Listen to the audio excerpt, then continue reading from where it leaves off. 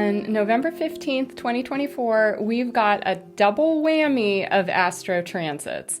At 9:20 a.m. Eastern U.S. time, calculate that for your own time zone, Saturn stations direct in Pisces. Then later in the day, 4:28 p.m. Eastern U.S. time, we've got a full moon in Taurus conjunct Uranus. So this is a volatile day. On a normal full moon in Taurus, we might be thinking, oh, good, we're going to ground. Things are going to be more stable.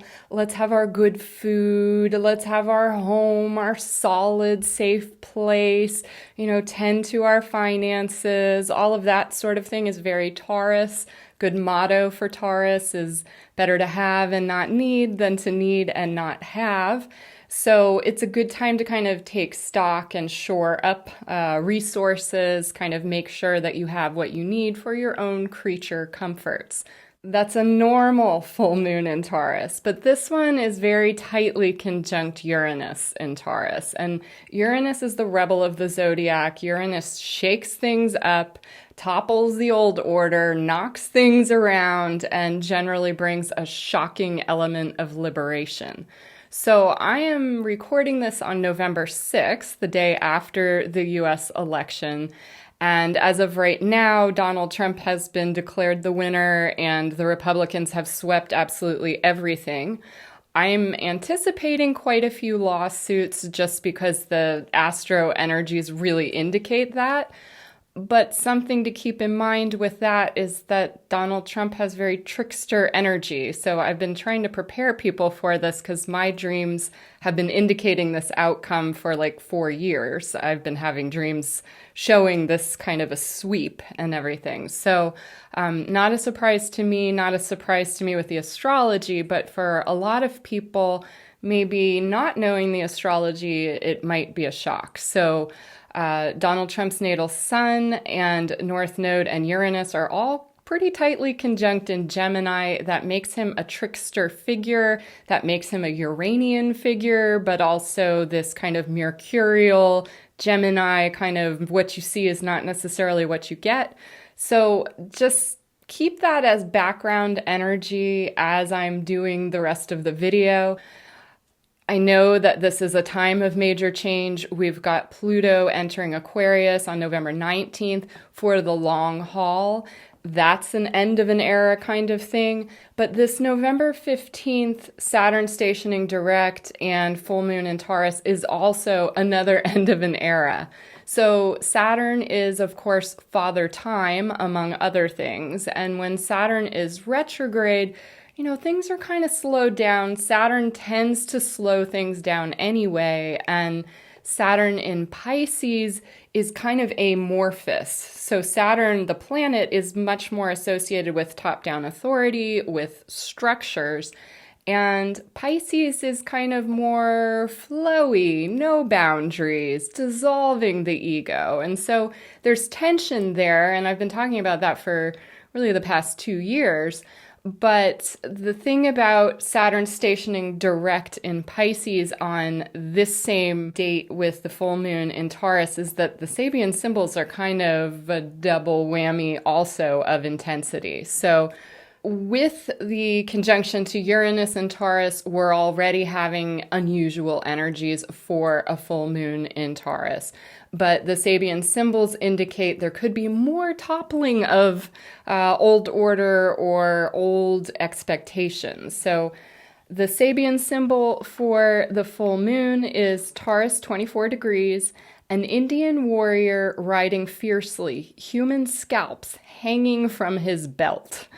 And then, just as a note, this Sabian symbol, it's exact. So it's not like 24 degrees, 12 minutes or something like that. It's exactly 24 degrees, 00 minutes. And so we always round up for Sabian symbols, but not this time because it's a dead-on hit. And so to me, that always kind of makes me pay more attention to the Sabian symbol. And so on a collective level, given, this is election month and everything, maybe you have an interpretation of that involves, Donald Trump riding around like an Indian with his scalps.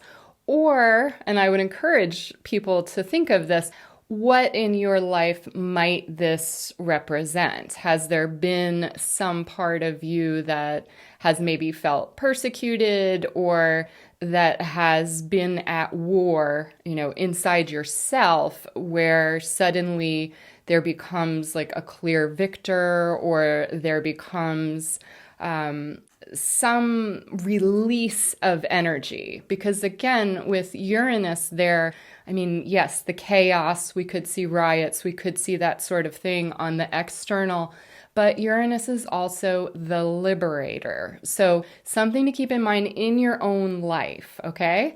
And then the Sabian symbol for the Saturn stationing direct point is Pisces 13 degrees. An ancient sword used in many battles is displayed in a museum. And then Dane Rudyard adds a keynote.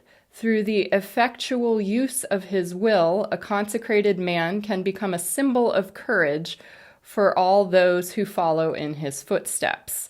And again, just like a side note, this particular full moon very tightly conjuncts Donald Trump's midheaven. So that's the most public part of the chart associated with career. This is not a political endorsement, but there's a lot of seeming, relevance to the Sabian symbols this time around. So for people that are kind of trying to make sense of what's happening around them, I'm just trying to put out information that maybe minimizes some of the shock or helps to reposition any energies that you have kind of out there thinking, well, if this isn't true, or if this particular outcome doesn't happen, then, I can't live here, or I can't deal with this.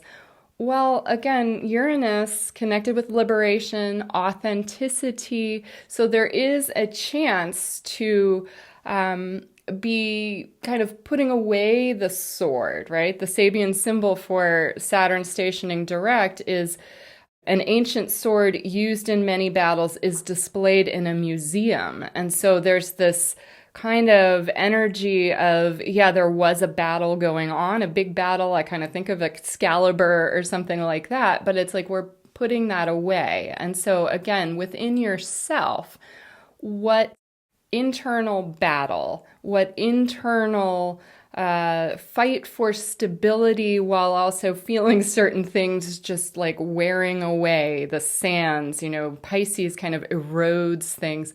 What things in your own life have you found, kind of disappearing or fading away? And is it time to maybe make peace with that inside yourself so that you can move on?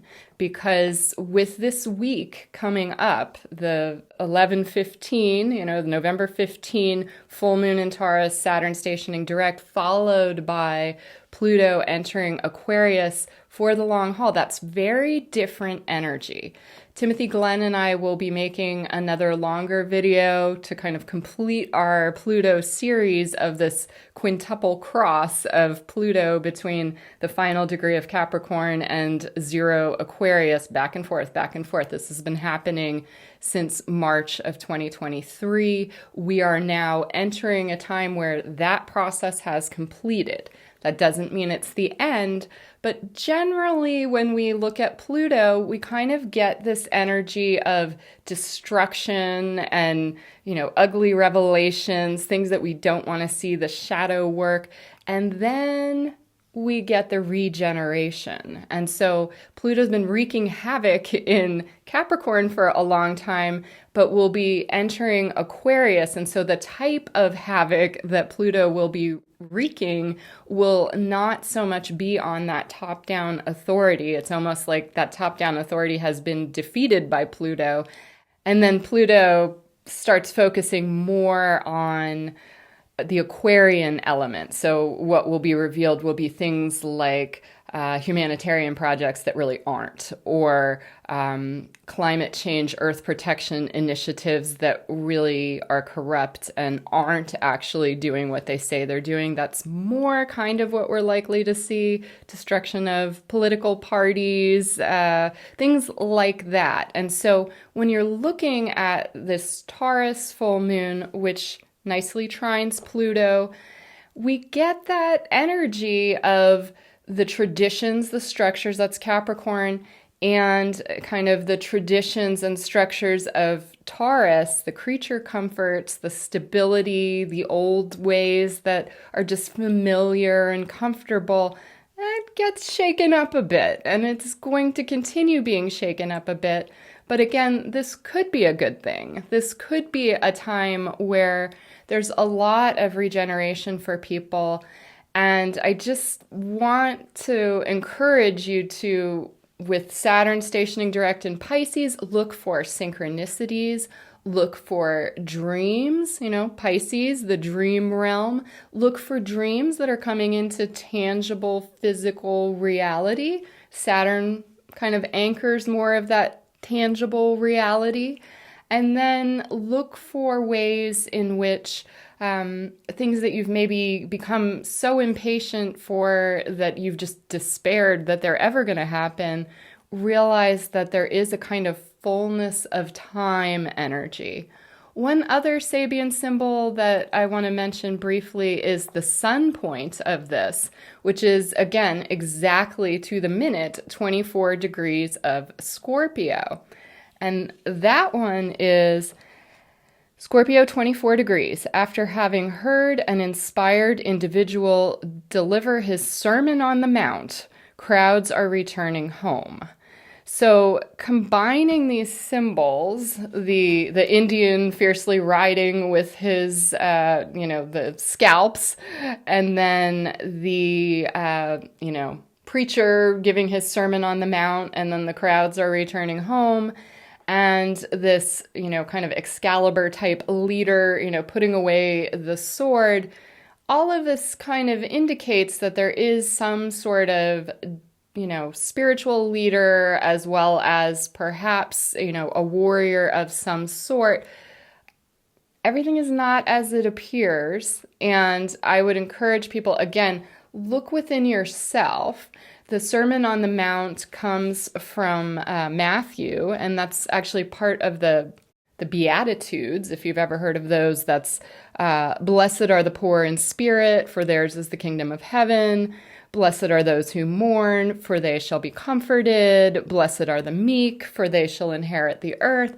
There's a kind of toppling of the expected authority with that Sermon on the Mount, which is evoked by the sun point and also by the Taurus full moon conjunct Uranus. And so this is a time of change. I wouldn't get too comfy about anything. There are likely to be lawsuits. There's possibly going to be riots or, attempts at false flags, things like that. It's going to be very easy to get distracted, to kind of be looking around you and letting all of your internal sovereignty be waylaid by all of this craziness around you. Come back to the simple things of life. Come back to the creature comforts. What does your body need? What do you need? And, allow for some change, but also remember that this could be a good time. This could be a good thing for you personally. And look for the blessings, look for the opportunities. Pay attention in as much as you need to, reposition yourself, but allow for blessings to come through. All right, I will be back soon with Timothy Glenn for a longer video looking at kind of the rest of this year and into next year, so watch for that. But I wanted to get out a shorter video just for people that are needing a little perspective in understanding some of the larger moving parts that maybe have that Uranian element of surprise.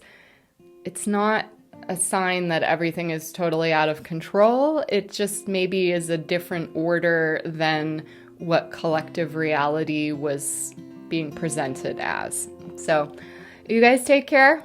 Peace.